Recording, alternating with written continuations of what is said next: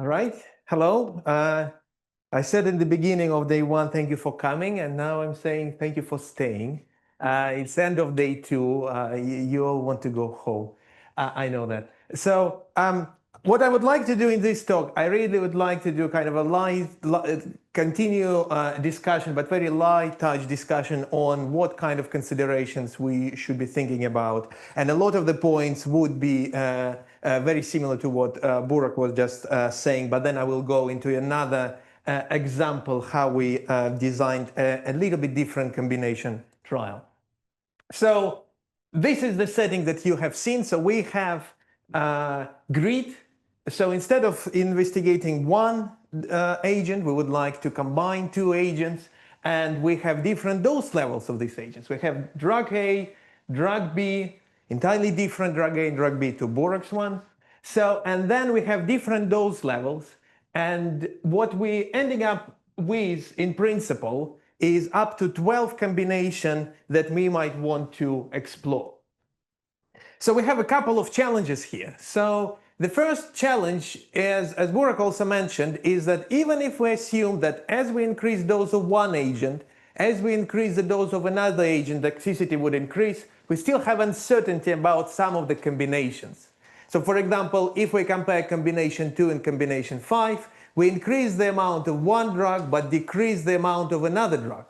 And a priori, before we started the trial, we don't really know which of these effects prevails. So even if we assume what is called monotonicity, so the more the better within each agent, we still don't know which is more for combination 2 and 5. And you can imagine the same is happening for all anti-diagonal combinations here, so which results in these many possible orderings of how this combination might be happening. So what we can do with all this, and keeping in mind that the sample size that we have in phase 1 trials is very limited, so we can think about fixing a dose of one agent. So we just fix dose number 2 of drug B and do our monotherapy escalation that we heard a lot about. Of course, can be quite problematic depending what exactly your drug B is. Is it another experimental agent coming from another trial, early phase trial, not yet that well established?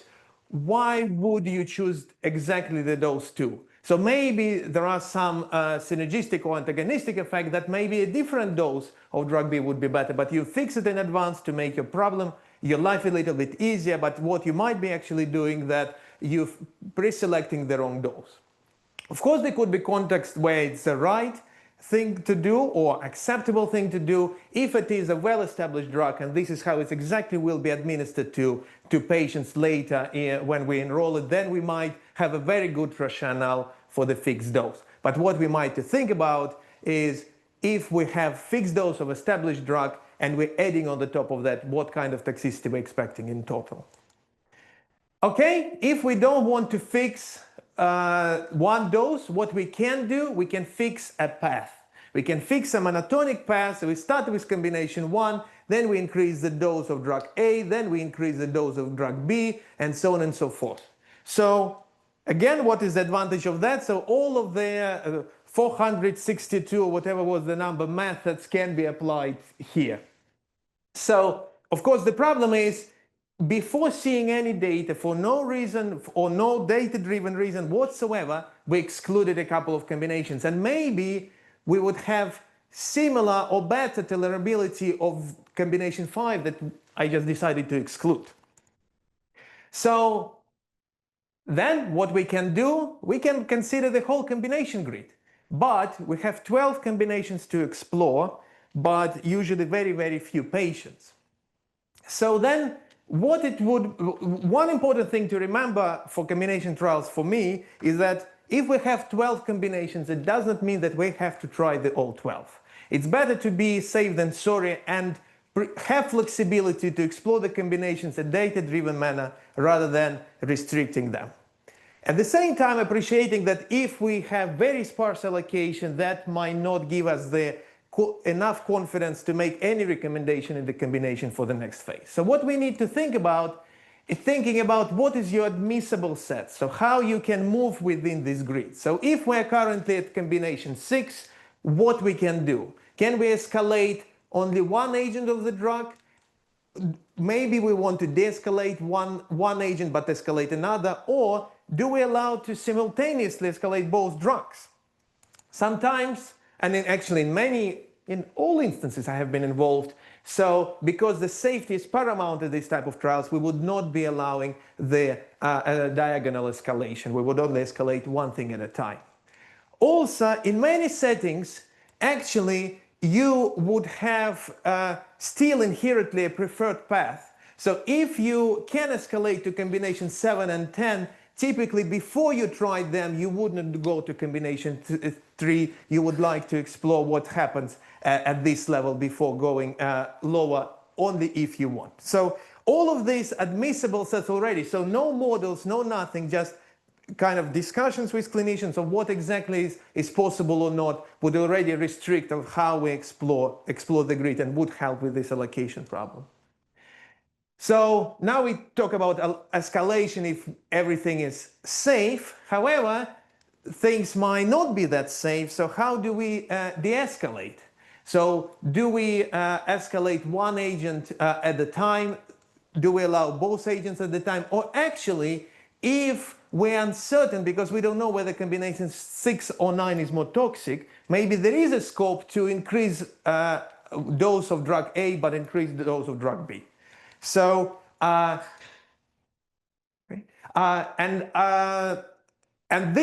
usually this de-escalation is not really discussed. If we really see a lot of toxicities and we want to be very cautious, we can de-escalate both. But this kind of escalation really depended on the context of the trial that I have been involved. But again, we always had this discussion beforehand.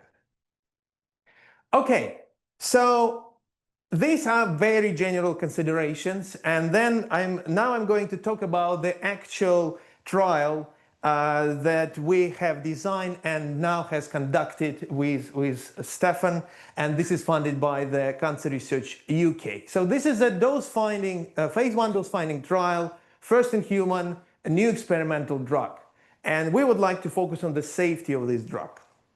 So what we had our kickoff meeting, and what Stefan told us was that this drug is designed to be to enhance activity of existing immunotherapies. So this is the idea, and this is what Stefan was saying, and what I was hearing is combinations. So, and then we started to discuss what exactly out of these combinations problem we're dealing with, and then so through discussions it was agreed that the dose of immunotherapy should be fixed, that is established, approved dose that has good tolerability, so we can add something on the top of that to enhance its efficacy, and this is the path we took. So we fixed the dose of one agent, and that was already approved and well established and studied in many other combination studies. Okay, so then the fun started, and we started to discuss the options that we have. So idea is that we would like to develop this drug into the combinations, but we haven't studied it by itself. So before combining, we need to see that this drug is safe by itself. If it is safe, then we go into the combinations. So what we can do, we can have option 1, slow and semi-efficient. Why semi-efficient, I will explain in a second. It's because you have me still in this trial. So we have 2 types of doses given as monotherapy in dark blue, and purple having combination doses on the top of the PD-1. So this is the backbone agents that we will be combining with. So what we can do, we start in monotherapy at dose 1. As we assign patients and observed toxicities, we either escalate or de-escalate. And then after we completed our escalation, we go into our escalation from dose 1, dose 2, dose 3, dose 4, if possible, into the combination. So we only start combination part after the monotherapy. That's the reason why it's slow. So even if everything is safe in monotherapy, you still wait for the end of escalation. You treat it as 2, so why not that efficient? Because you treat them as 2 different studies. So you've done monotherapy Okay, that's all good. So you might have decided what is the highest dose you can explore, but after that, you just design combination as another monotherapy trial because one dose is fixed and another is escalated. So you pretend that first part has never happened. So, I mean, to some extent you pretend, but monotherapy would inform the range of the doses you explore, but not actually the decisions that you're making, and maybe not the dose toxicity relationship that you learned about in the first phase. Okay. One more reason why semi-efficient, you can still use, for example, CRM or your favorite model-assisted design within each and still do a decent job. So another thing that we can do, we can have fast as semi-efficient. So everything would be similar in terms of actual modeling and design, but how you start to do that in terms of the time is different. So imagine you have observed that dose 1 of monotherapy is safe. You escalate of the monotherapy, but in the meantime, you started to open the combination. Then if you have escalated to dose 3 and dose 1 of combination is safe, then you escalated combination to dose 2 and so on and so forth. It doesn't necessarily have to be at the same meeting, but this is a general structure that after a dose is cleared as monotherapy and we deemed it safe enough, it can be tried as combination. But to some extent, again, if we can think about that in terms of the safe, not safe, it's just we cleared the dose or not, rather than actually designing them together. So again, it can be considered as two different studies, but just another one is staggered. So we just have two different models for each. And that's why it might not be the most efficient thing to do. So it informs when it is safe to start and the highest dose, but doesn't really inform the dose toxicity relationship for the combination. And we have the Pavel option, which is fast and efficient. So essentially, the schematic itself doesn't change. So after the dose is cleared of the monotherapy, we can try it in combination if it's estimated to be safe. And this is the key. So instead of designing them as two separate studies, we design it as the pipeline of monotherapy combination studies, and we have a joint model to model the toxicity in monotherapy and combination. So monotherapy does not only inform when it's safe to start, but what is the dose toxicity relationship in combination is. So, and this is how we can kind of squeeze information is if we have observed some DLTs or or DLTs in monotherapy, it informs in DLT risk in combination, because we know that if we add more drug, it would be only more toxic. Similarly, if something happened in combination, it would inform, it can inform the toxicity in the monotherapy. So this is my most mathematical slide. So I call it joint model, but it's too much to think of it this way. Essentially, all we did here is we think about how we can model the DLT risk at dose X. So we have some baseline risk, the risk of dose X as monotherapy, so the dose dependent, and then whether we have added these, we have evaluated this dose X as monotherapy or combination. So essentially what we're inherently assuming here that we have the same slope of the dose toxicity relationship, but the intercept of these two curves would be different, and we're trying to estimate by how much the combination brings our DLT risks up. And then as the data, as the trial progresses, as we accumulate the data, we use all the data we have in the trial, whether they're coming from monotherapy or in combination, update the model and make the recommendation based on that. I'm going to skip an example. So, but what I'm going to show is what kind of benefits this kind of approach can do.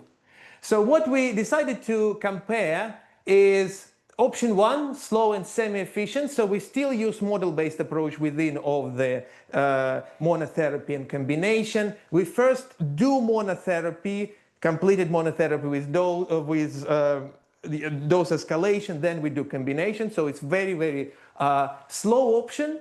And then we have option 2, fast and efficient, where we have the same model for monotherapy and combination, and we do it in parallel, slightly staggered for the combination. So, and then we have two metrics that a lot of us already talked about. So it's a probability to select the right dose and probability to select the toxic dose. However, we are in the monotherapy combination setting. So we're interested, in fact, in two things. We're interested in dose administered as mono and dose administered as combo, because in principle, if somebody wants to think about combining this drug with another approved anti-PD-1, we might be able to give a recommendation on that as well. So that's why you have two parts of this table: chance to select the right mono dose, chance to select the toxic dose, and right combo dose and toxic combo dose. So what does it mean? That by the end of the trial, how likely am I to select the right dose or to select the toxic dose? So we want the green to be as high as possible, red to be as low as possible. So if we consider the monotherapy, so we see that we do win a little bit of more accurate decision making, but not that impressive. And the same for combination, actually. We don't gain a lot at the accuracy of our decision making for the right dose combination. Yes, it took us far more time, but we reached the same accuracy of the conclusion. So the gain in the green lines here is not about actually accuracy of conclusion, how quickly you get to this conclusion. So we can get to the same accuracy of the conclusion, but much faster. But what I think is very important to me, at least personally, is actually where we gain a lot is in terms of the toxic selection. So we are far less likely to recommend a toxic monotherapy dose and toxic combination dose. So we are more than halving the risk of doing that recommendation by looking at the data jointly, while also making our decision much, much faster. So the study has now completed, I think I can tell that, but the results will be presented later this year. Thanks. So I guess the main take-home messages from all this is we really have to think ahead what kind of combination trial we are running.